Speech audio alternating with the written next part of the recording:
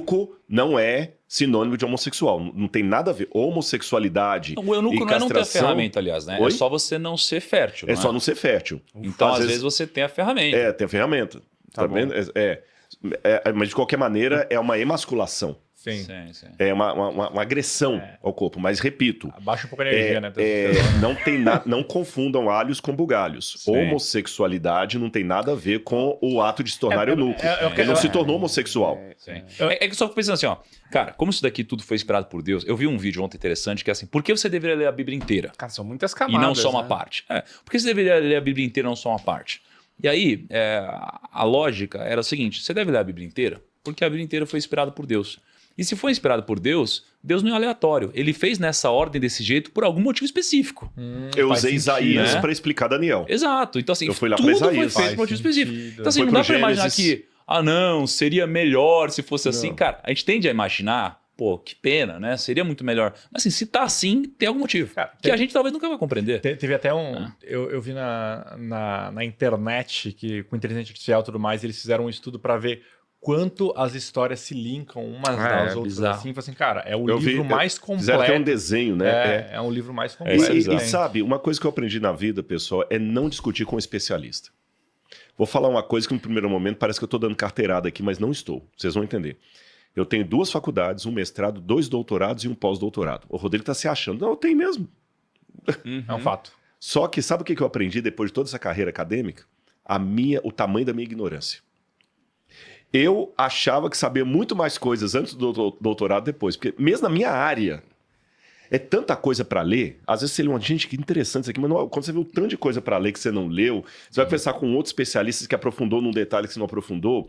Então, eu aprendi a não discutir com o especialista.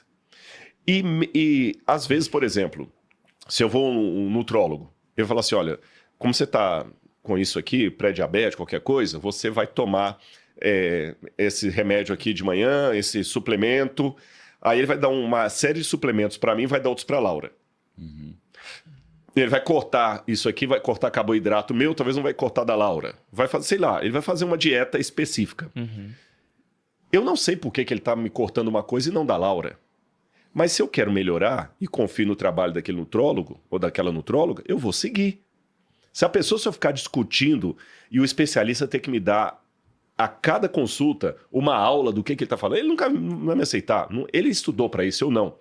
Então, seja inteligente e obedeça.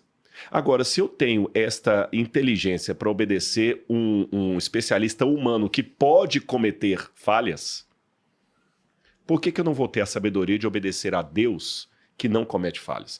E a característica do especialista é que ele vai fazer coisas que você não vai entender, porque ele que estudou para aquilo e você não. Simples assim. Aprenda isso. Perfeito. Ele estudou para aquilo, você não. Então fica na sua e apenas acate. Ou seja, Kaique, fica na sua, Kaique. Você pegou o recado, né? Foi pra você isso aí. Você viu que ele falou depois de uma fala sua, hein, Tá bom, Kaique? foi pra mim. Não. A gente vai ficar quieto. Lembra que aqui é igual a Bíblia. Tem que pegar o todo. Tem que pegar o todo. Vou fazer um corte, vamos né? lá. Rodrigo, se eu dar esporro, Você troca o começo, você bota falando outra coisa, ele... Mas olha só, então vamos retomar. A gente tá no capítulo... Cara, a gente tem esse problema aqui, né? Tem. A gente não consegue sair do começo, né? E depois a gente A gente vamos acelerar. Ó, a gente tá no capítulo 1 aqui. Tá Então, bom. resumindo, cara, a gente tinha Babilônia, Nabucodonosor liderava a Babilônia. Superpotência mundial. Tinha Jerusalém. Nabucodonosor foi até a Babilônia, venceu ali uma batalha, trouxe jovens, e esses jovens pegaram os melhores jovens e começaram a mudar o nome deles, então deram sentido para eles lá na Babilônia, cara. começaram a treinar eles, começaram a ensinar eles, começaram a modelar a cultura, pedindo para eles se alimentarem diferente. Eles falaram, não, peraí, se alimentar diferente não. Isso não dá. Por quê? Porque isso aqui é uma afronta ao meu Deus. Né? Falaram de um jeito totalmente que Usaram ela Daniel, né, como o grande líder dos 4, ele usou da sua sabedoria e ele passou a se alimentar de uma forma que não fosse ofender Deus, ele se alimentou através de legumes, e aí passaram 10 dias e o que aconteceu? Eu vou ler para vocês o que aconteceu aqui então. É o verso 17. A esses 4 jovens, Deus deu sabedoria e inteligência para conhecerem todos os aspectos da cultura e da ciência. E Daniel, além disso, sabia interpretar todo tipo de visões e sonhos. Então, assim, aqui deixou muito claro, cara, um grande dom recebido por Deus, né, que Daniel teve, que era de interpretar visões e sonhos. E ao final do tempo estabelecido pelo rei, para que os jovens fossem trazidos à sua presença, o chefe dos oficiais os apresentou a Nabucodonosor. O rei conversou com eles e não encontrou ninguém mais comparável a esses 4, de modo que eles passaram a servir o rei. O rei lhes fez perguntas sobre todos os assuntos que exigiam sabedoria e conhecimento e descobriu que eram 10 vezes mais sábios que todos os magos e encantadores de todo o seu reino. E Daniel permaneceu ali até o primeiro ano do rei Ciro. Ou seja, se alimentou assim, muita sabedoria, ficaram mais fortes e sábios que todos os outros. O rei percebeu isso e elevou eles. Então, o cumprimento do princípio, né, junto da consistência da disciplina durante uma crise, fez eles serem trazidos para mais próximo do rei. Eles ascenderam na sociedade. Né? E assim termina o capítulo 1. Começou a fazer parte do conselho ali, né? Do porque é isso. A gente viu, por exemplo, José, um dos grandes... Por que uma das coisas que fez José crescer? Cara, ele foi fiel no pouco. Ele foi consistente. Né? Quando você é um bom mordomo, se você administrar bem, você vai ser colocado para administrar mais. E mais, e mais, e mais. E assim por diante. Né? E ser fiel no pouco é admitir que você não vai mudar o todo. Porque Daniel aqui estava passando uma faculdade, a Universidade da Babilônia. Lembra que ele estava treinado para ser dos caldeus ali? Sabe o que Daniel estava sendo treinado para ser? Algo que a Bíblia abjeta. Um astrólogo, um encantador, alguém que aprende até artes ocultas. Porque eram os magos de Faraó ali, falou de José, né, de Nabucodonosor. E Daniel estava ali entre eles. Então ele aprendeu a língua dos babilônios, a religião dos babilônios, a ciência dos babilônios, tudo que ele não acreditava. Mas o que ele fez? Ele ficou de maneira chata, enchendo o saco todo. Eu sou diferente, não é assim que... Não, ele respondeu. Eu falo às vezes com os jovens, quando você vai para uma universidade pública, por exemplo, que ensina muitos valores que são contrários à Bíblia, você já sabe como Daniel. Por exemplo, às vezes o professor faz uma pergunta que você não concorda com aquilo. Vamos supor que o professor tem uma linha filosófica diametralmente oposta aos seus valores. Responda assim: como ensinou o professor em classe? De acordo com o professor em classe, você respondeu o que ele queria, sem comprometer a sua fé. É melhor do que ficar batendo boca com ele. Dai a César o que é de César e a Deus o que é de Deus. É aquela resposta que o professor quer? Dê aquela resposta para ela. Para ele não significa que você pensa daquele jeito. Você está apenas mostrando para ele que você aprendeu o que ele falou, não que você concordou. Então, na sala de aula, pregue muito para os seus colegas, mas fale pouco. Pregue muito falando pouco. Você entendeu? Foi Daniel. Sim. Então a gente, assim, grande aprendizado aqui do capítulo 1 para mim é fidelidade a Deus traz bênçãos de sabedoria. Deus vai te honrar. Não é? E você é testado na sua fé, geralmente nos momentos difíceis, não nos fáceis, que foi o que aconteceu com Daniel.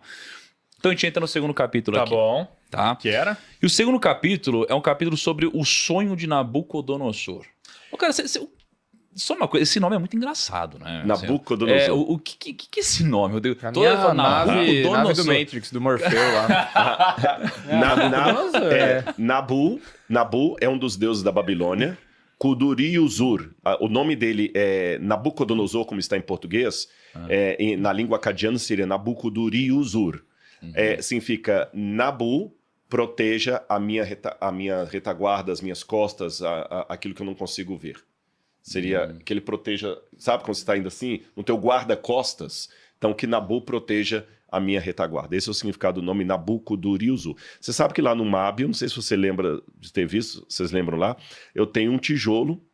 Aliás, galera, se você não assistiu ainda o especial que a gente gravou lá, tem uma parte lá que eu mostro um tijolo com escrita cuneiforme que eu traduzi da Babilônia, onde tem o nome de Nabucodonosor e do pai dele, Nabopolassar. E esse tijolo fez parte do templo principal da Babilônia, para onde Nabucodonosor levou os utensílios sagrados de Jerusalém, que nós vamos explicar depois.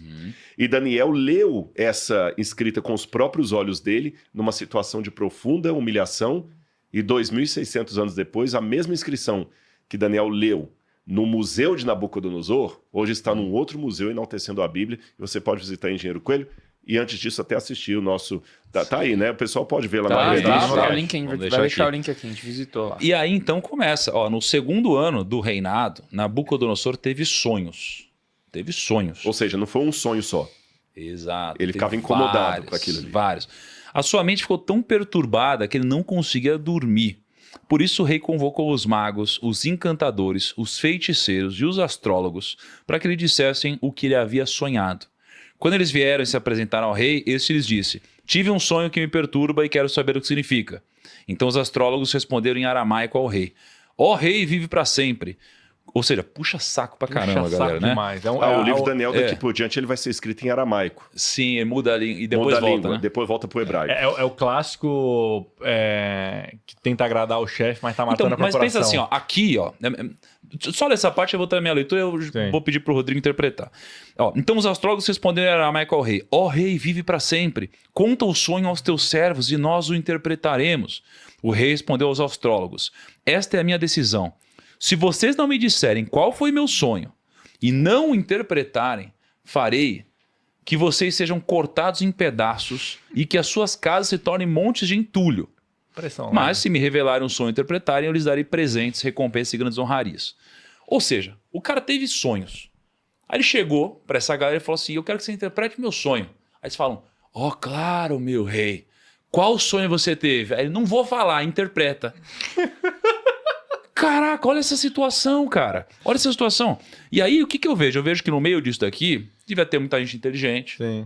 Devia ter gente, talvez alguns com algum dom, algum talento, algo espiritual. Outros com uma super falsidade. Charlatão. E aí, quando o cara fala isso, quando o rei fala isso, eles já começam: ó, claro, meu reizinho querido, é só você me contar o sonho. Porque o pessoal era pronto pra enganar, Sim, sacar e falar um monte de falar o coisa. que o cara quiser. É, o que o cara quiser. Você vai se enchendo de bajuladores, assim, né? Sim. Só que ao mesmo tempo, isso aqui é uma situação impossível, cara. Não tem como. Você chegar saber e o falar: que tu sonhou, o né? que eu faço? Então o pessoal deve ter ficado desesperado, porque ele realmente ia matar todo mundo. E não era um, ia matar todo mundo que estava ao redor, porque ele devia estar incomodado com um monte de incompetente que devia estar, por algum motivo, consistentemente já não conseguindo entregar o que ele queria, né? E aí, temos então o prolongar dessa história, né, Rodrigo? Conta pra gente aqui. Aqui a gente vê realmente a diferença entre a profecia e a profetada. A profetada fala o que você quer ouvir. A profecia é mais consistente. A profetada é como música de amor quando você tá na fossa. Qualquer uma conta a sua história. Perfeito. Termina o namoro e vai ouvir Roberto Carlos. Parece que a música foi feita pra você. É igual a signo. A signo parece que é uma coisa super... Nossa, Todo mundo que lê fala: mundo... putz, eu sou assim. Exatamente. Até que alguém falou, se signo realmente funcionasse, duas pessoas gêmeas teriam um comportamento completamente... não seria o mesmo comportamento, que nasceram na mesma lua, na mesma casa astral e tudo. Ou seja, a profecia ela é mais séria. A profecia não é aquele negócio assim: Deus está me mostrando que alguém agora aqui que está assistindo a gente está com um problema financeiro muito sério. Você tá entendendo? Eu tenho um monte de... Sou eu. Como Não, é que você eu não faltou: sabia? mas Deus vai te honrar. Mas Deus vai te honrar agora. Você está assistindo esse podcast aqui, Deus vai te honrar e vai te dar. Esse é o ano da sua vitória. Desculpa, eu acho que a profecia é uma coisa... Eu sou mais racional, não Vai racionalista. ficar muito genérico, né? Fica muito... serve pra todo mundo. Mas não que não possa ser verdade também. Sim. Porém, Tem que tomar cuidado, senão vira profetada, né? Aí o problema, quando a gente analisa isso arqueologicamente falando, era muito importante a questão dos sonhos ali. E os sonhos têm um significado até psicológico interessante. Carl Gustav Jung, que foi o discípulo de Freud, rompeu com ele,